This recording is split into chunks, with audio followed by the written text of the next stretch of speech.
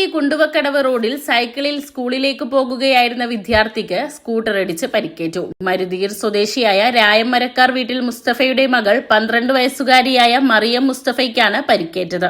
ബുധനാഴ്ച രാവിലെ സ്കൂളിലേക്ക് പോകുന്നതിനിടെയാണ് അപകടമുണ്ടായത്. പുറകിൽ നിന്നെത്തിയ സ്കൂട്ടർ സൈക്കിളിനെ മറികടക്കുന്നതിനിടെ ഹാൻഡിലിൽ ഇടിച്ചതായാണ് വിവരം. ഇടിയുടെ ആഘാതത്തിൽ വിദ്യാർത്ഥിനി റോഡിലേക്ക് വീഴുകയും കൈക്കും കാലിനും പരിക്കേൽക്കുകയും ചെയ്തു. സണ്ണി വളവിന് സമീപത്ത് വെച്ചാണ് അപകടം. പരിക്കേറ്റ മറിയം മുസ്തഫയെ ഉടൻ തന്നെ പാവർട്ടിയിലെ സാൻജോസ് ആശുപത്രിയിൽ പ്രവേശിപ്പിച്ചു.